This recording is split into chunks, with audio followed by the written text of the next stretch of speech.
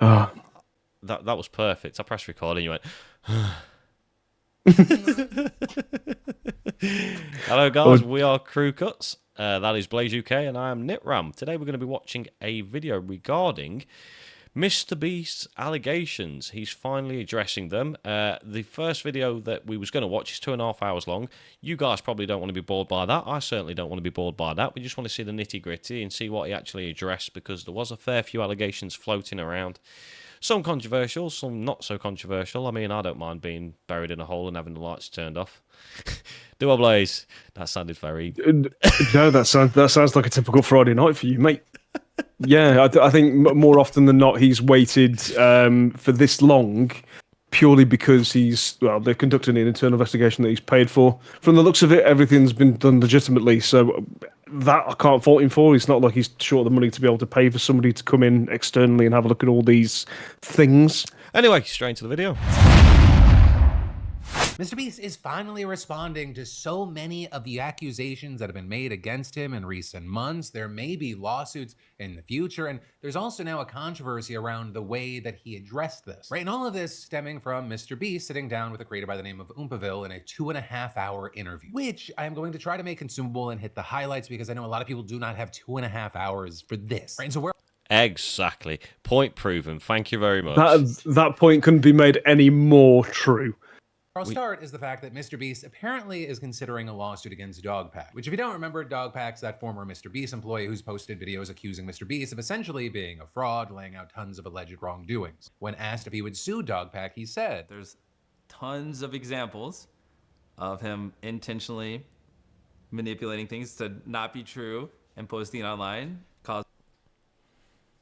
It is so surmountable that if he did have any money, or any money that he's made from any of the 3-part documentary that he's released, that's going to be non-existent, because I don't even think that would be enough for the bill that he's going to potentially face. I mean, he's lost him millions. I've heard that he's had to let a few people go from certain departments. Oh, and that's another thing, the philanthropist channel, that's took a massive hit, because that's the channel that the revenue it generates is all given to charities. I mean, I've literally had people pull out millions of dollars and then tell me it was directly because of his video. I mean, what do you do if someone's just spreading misinformation about you? My question here would be, how is he going to make these millions of dollars back from somebody that clearly has no money? It's effectively a civil case, isn't it? So the only thing that I think would put him off potentially suing is because realizing that he would receive nothing back because the guy doesn't actually have the money in the first place. or with Mr. Beast even saying that he has spoken to law firms who said that it would be a very winnable case. Mr. Beast was accused of knowingly hiring a registered sex offender by the name of Delaware. But here you have Mr. Beast saying, yes, he hired him, but he did not know he was a registered sex offender. There's a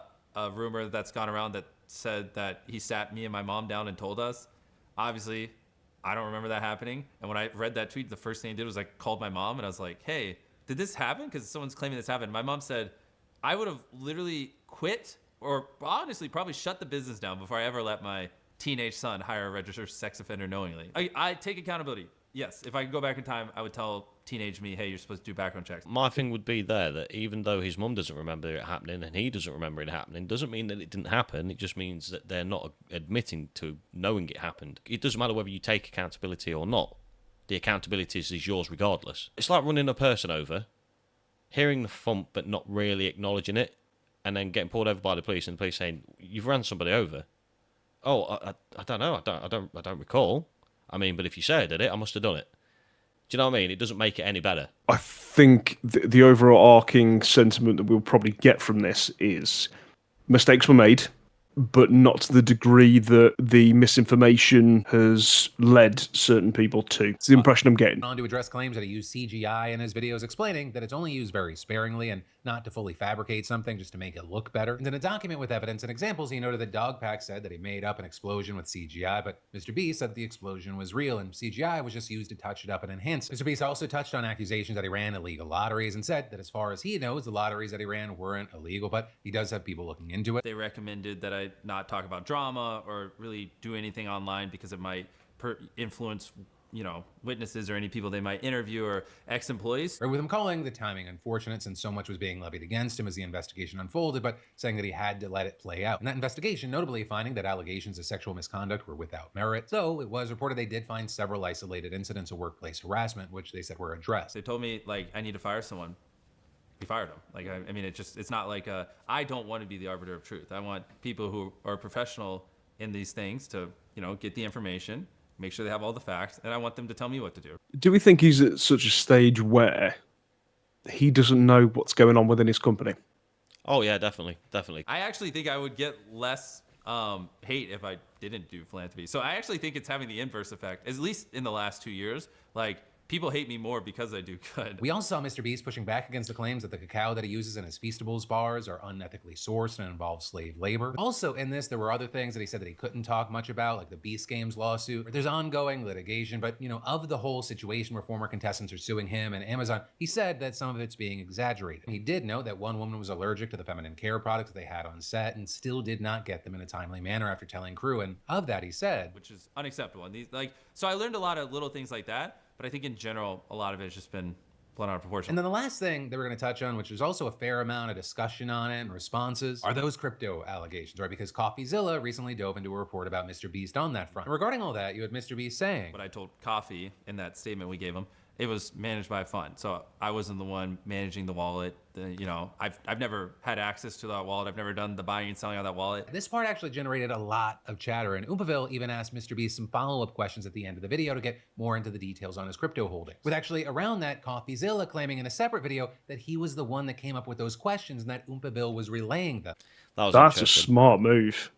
Yeah, he knew he was going to get the interview with him, so it was like, right, you asked these particular questions. Fair play. In this, because back in 2021, he said this on a podcast with Logan Paul. I bought a bunch. I bought quite a few. I bought multiple ones. I've already sold quite a few of them. So then I rolled the money into VFriends. Which you had Oompaville asking. So if it was your decision, if semantically, if what you're talking about on the podcast, if it was your decision, your trading decision to buy and sell the punks or VFriends, even though you didn't press the buttons, was it actually your decision? And if it was your decision, and even if you didn't press the button, it still, to me, would mean that you had control of those trading decisions. Yes, I did say that in the podcast, and I obviously did not press the buttons, like I've been saying. I didn't pick what punks to buy or anything. Gary Vee called me and a bunch of other people, said crypto punks were the next big thing. I thought it was pretty crazy. But, the first thing I did right after that is just called the guy in charge of the fund who invested my money and just said, hey, Gary Vee seemed very passionate about these punks. You should look into it.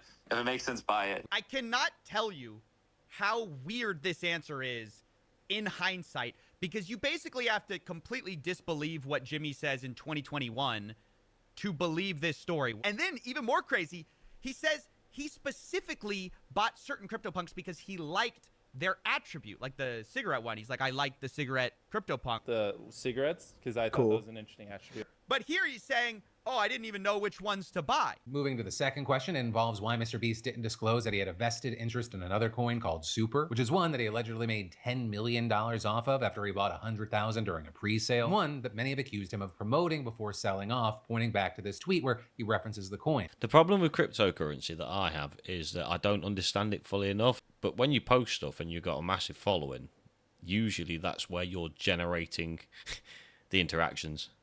YouTubers aren't financial advisors. Stop, I repeat, stop listening to people that are telling you that cryptos are going to do well when more than likely they've got a whole wallet in some South American bank account or off the shore somewhere where they're able to dump it as soon as the value starts tanking after you've bought into it. Also claiming he was never involved in the day-to-day operations of the fund. And finally, the final question involves Eternity Chain. And that because back in 2021, Mr. Beast says that they gifted him NFTs for a charity auction for his Team C's project, with the idea apparently being that you'd use Eternity to buy and donate. However, during that event, Mr. Beast's rocket fund sold off $2 million in Eternity. Only one sold after a day, I believe, and that was it. And That's it looks like the fund sold 27 days later, a little bit of Eternity. Yeah, it sold $2 million of the earn token. Oh, now, there it is. There's the fund. Hey, the fund did. You know whose name is on Eternity? Mr. Beast. I will say that's why I really like CoffeeZilla. He does sort of double down in some situations, and I think this is where you might see it. But with that, we saw Jimmy still defending himself, saying that he doesn't think the criticism is valid because the charity was such a flop. No, not fair criticism. Yes, it is. Yes, it is. Sorry to say, yes, it is. It was bad. You should feel bad. You don't feel bad, which is a problem. I think it's actually a huge problem. Can you not just take basic accountability here? Nobody's even asked. No one's trying to lock you up here. But yeah, effectively, that is where the Oompaville interview and Coffee's response end. So if there is some merit behind what he's saying, maybe that's why Mr. Beast has not chosen to sit down with him, because he'd have questions that he can't answer, and if he could answer them, he wouldn't want to answer them on camera in case they incriminated him, potentially. Yeah, that's the reason why there was a statement that was issued straight to Coffee, and that statement effectively said that he didn't have any wrongdoing, he wasn't part of anything or any implications that Coffee was trying to make. So as far as video content's concerned, this is a bit different. Obviously, we're a bit more serious in this one, instead of being jokey and laughing and stuff like that. But we're just testing the waters, and we'd like to know what you'd like to watch. Do you like to watch Try Not to Laugh? Do you like to watch us reacting to comedians? Is there a comedian you'd like us to watch that we haven't yet featured on the channel? Which is about 99.9% of the human population. Yeah. So yeah, I've been Nitram, Blaze has been Blaze UK, and that wraps up this week's video. Bye-bye.